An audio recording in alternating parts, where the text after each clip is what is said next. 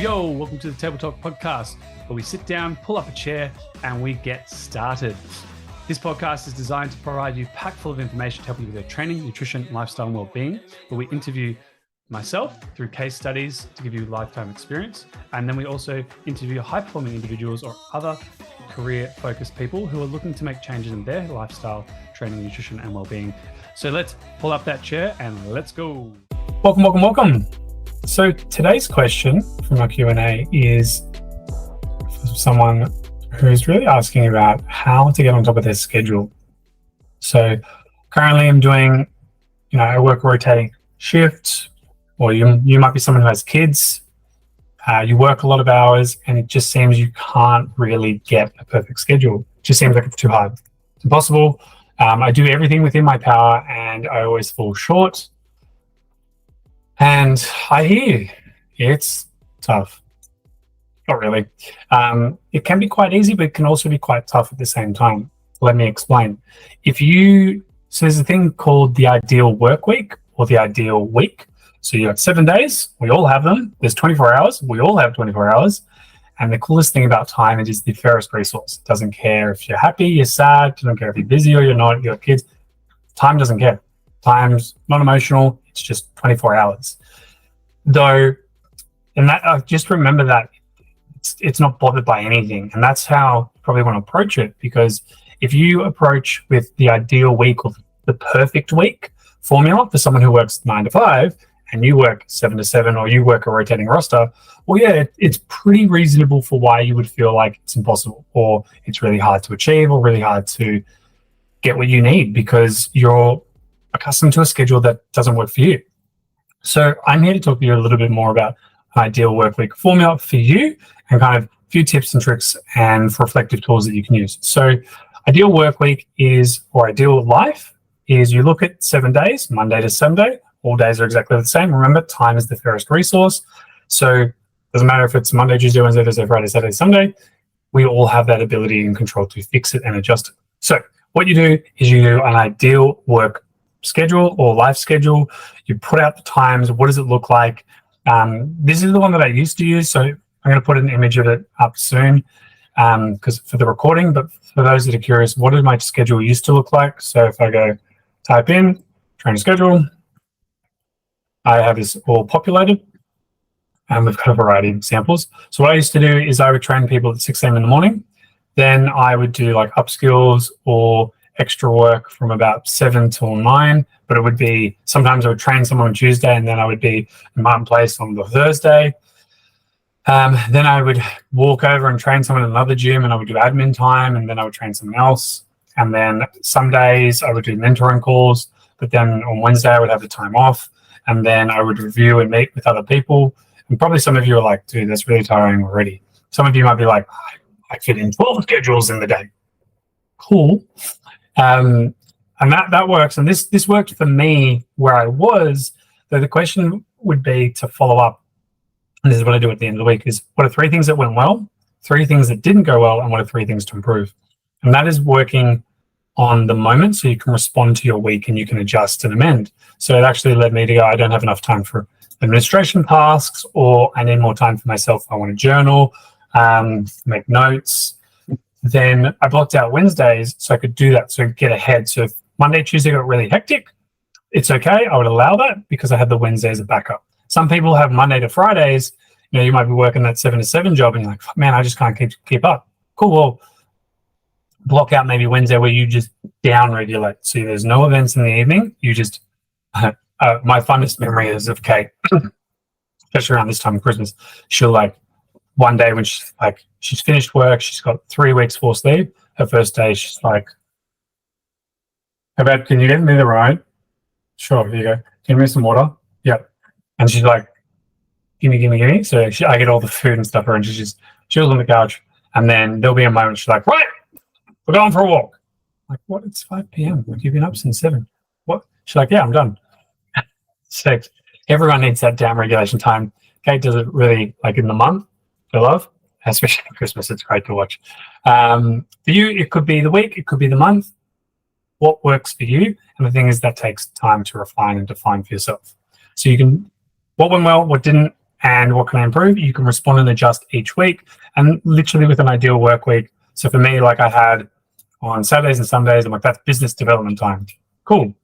Well, shouldn't you be working in your business all the time, Karl? That is a great point. And the business could be the business of yourself, so reading books and time. And I actually, for a while, got to a point where I'm like, I want to help more people, but we're just not helping enough. What do I need to change? And so what happened was I changed that schedule, and now I'll do sessions from 5, 6 a.m. in the morning till 10. So I'm working with people in the morning, and then 10 o'clock onwards is administration time. Sales calls, whatever needs to be done. Now I've actually tweaking it again and thinking, well, I'll probably do more, say, Monday, Wednesday, Friday, or Tuesday, Thursday, Saturdays. And then I've actually got the full Monday, Wednesday, Friday, or the Tuesday, Thursday, Saturday as the time that I need, which I set a goal for myself.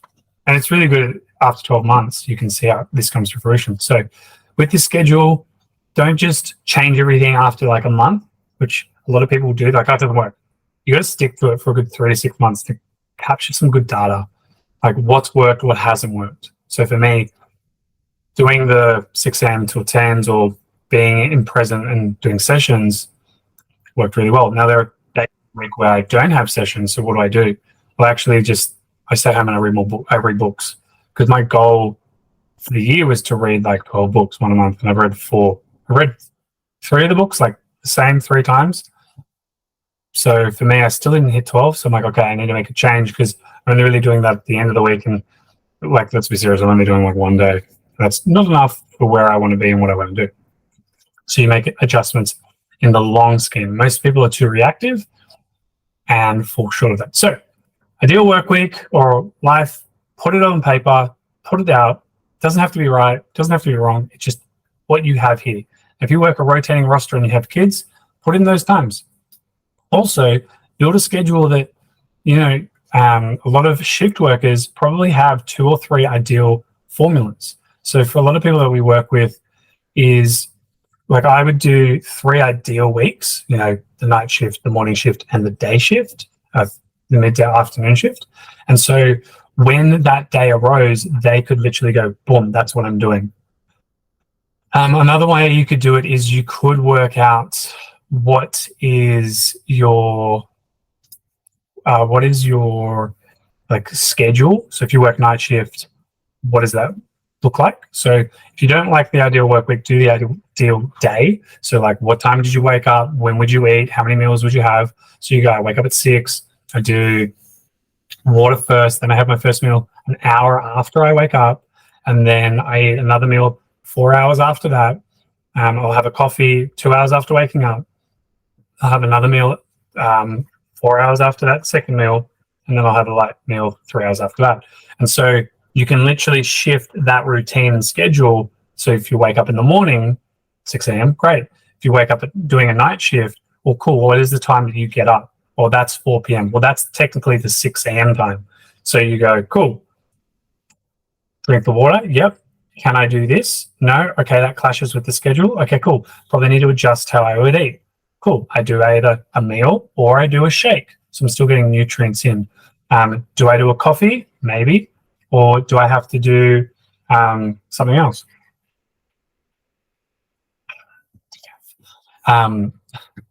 So your ideal work week might not suit you. However, you can amend that and adjust it to be the ideal day, and you can then shift and like slot that day in, right? Because remember, if you're using someone else's formula, it's not going to work. You'll find what works for you. So got ideal work week, ideal work day.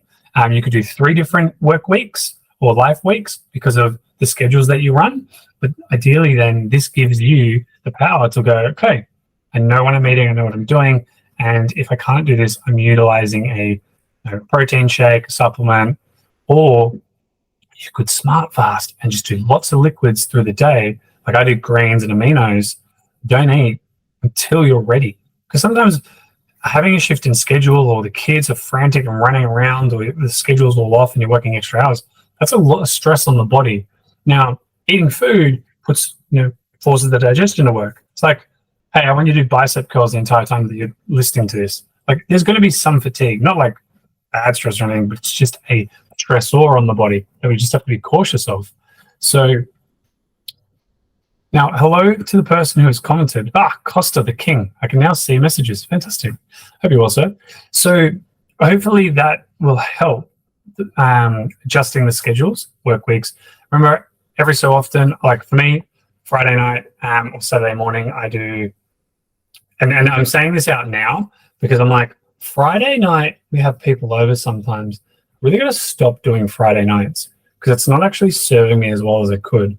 I could do Saturdays, and that's probably what I should do.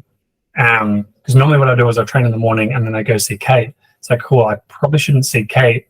Like, yes, I love Kate and everything, but to get done what I need to get done, I probably need to like walk from where I train to a cafe, have my coffee rather than after training. So like I'm creating a journey and like I can meet Kate there, and that gives me at least the 20 to 30 minutes that I want to sit down, journal, reflect, and work through it. Now, you don't have to journal. You could use your telephono, use notes. It's really cool.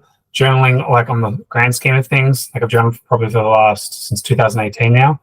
I have, not daily, like there are like weeks where I've written, oh, it's been like 3 weeks, Karl. Well, welcome back. I'm reading that this week and I'm like, wow, that's pretty funny. I'm a real fool to myself. So yeah, be reasonable. It doesn't have to be every day. But journaling will help because since 2018, I've been able to reflect. And it's interesting because I've done clients' goals and I send them actually photos 2020, 2021. And some old clients that I haven't worked with for a few years are like, wow, thank you so much. It's amazing. Like they'll be getting to the flow of stuff and we just forget. And it's really helpful because I can see, well, what did I do then? And what am I doing now? And I might realize I just haven't changed anything. Cool, now it's time to change. So hopefully this is helpful to answer that question. In summary, you've got ideal schedule, ideal day. Now, when it comes to meals and timings, I think a lot of people just beat themselves up. Understand what's more of a priority or importance to you. Is it career and work, or is it your health? Now, if you're saying career, I'm going to challenge you and say, well, if you worked on your health and fitness, you would obviously have more energy, have more time, and be able to do more at work. It's really just asking, how do I say this? Most people will say you've got to ask yourself a list of questions. Okay. I would ask you, how can you simplify it into one question? So like for me, we do Kate and I will do a thing called a theme. So what was the theme of your year? My theme was to be overly prepared. Now, through that theme, I've realized, oh, there's some gaps here. It's like I tweaked it halfway. It's like to be heavily overly prepared and detailed orientated. So, you can be overly prepared, but it's not like it still has mistakes. So tweaking that. Now, instead of having the theme, it'll be a question. So it's like, how can I provide an outstanding experience that helps people change their lives, get more energy, have more focus, and have more time? And so if I am going to take people axe throwing, as an example, will that provide an experience? Yes. Will it give them more time and more energy? Well, some could say no. And if you say no, then cool. That means we don't do that. For others, they might go, well, if I organize it so you don't have to and you just show up, that would save you the time and space of thinking about it, and I schedule it. So I can create an amazing experience and can actually provide a way for people to downregulate, get out of their heads, and do that. Cool, well, let's do that. For a person who's, you're working 7, 12-hour days, big schedules, rotating rosters, it's like, well, cool. The question could be like, how can I be a strong, happy, healthy individual? Now, how can I be a strong, happy, healthy individual? Well, I would sleep my 7 to 8 hours. What if I can't? Well, I probably would supplement with magnesium to maximize the recovery, or I'd have a magnesium bath after I finish a day of work. I don't have a bath. And so it creates this cascaded effect. It's like, cool, I'll have a cold shower for 1 minute. I'll do hot-cold therapy. So I do 1 minute cold, 1 minute hot, 1 minute cold, 1 minute hot. I should finish on cold, but I really don't like the cold, so I'll finish on hot. And that will help stimulate the lymphatic system, which will help with inflammation recovery. Cool, great. And now, boom, now I've got a strategy there. Strong, happy, healthy. Okay, well, I should train 5 times a week. It's really hard with time. What if I could do it with 4? Hey, coach, or hey, Jordan, can we train 3 or 4 times a week? Or Grant, or Eddie, or Karl, like whichever coach. Like we have a team, guys, so you can reach out to all of them. I will pair them off against one another. Honestly, just put it in the comments and I'll respond to you. I'll do it now. is how can I get the most out of my strength training, maximize time? Train 3 times a week, full body. If you want to get a little bit more, train 4 times a week, but upper and lower split. Now for me, I do 4. Sometimes I get a bonus, but I'll do 4, and I did upper body with arms. I do lower body today, lower body every day. I train calves, of course. Got to have those calves. Come up here, Dad. Then I'll train deadlifts. Sorry. Yeah, it's meant to be the other way. I was meant to train legs yesterday. It didn't. Whoops.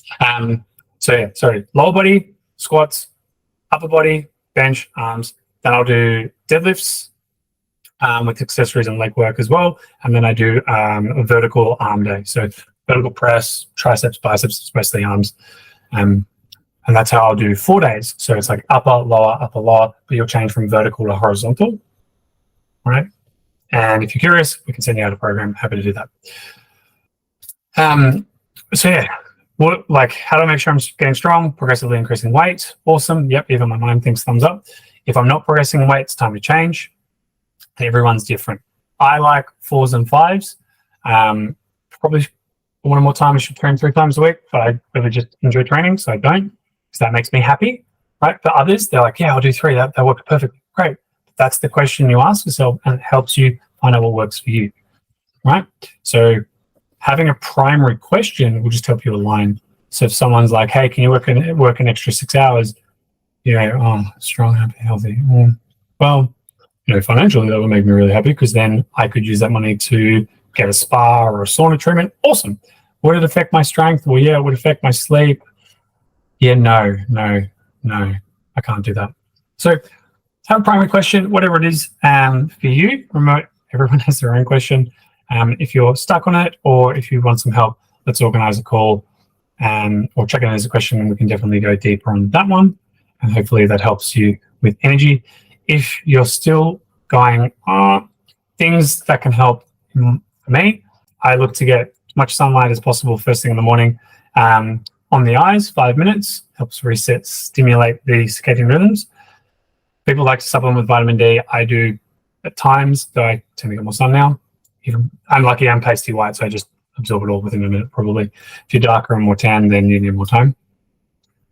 Magnesium is my go-to every night, but I use a combination of different magnesiums. So magnesium active muscle for Designs for Health has taurine, which helps with energy. So I have that, and magnesium citrate. So I use that for post-workout in the morning.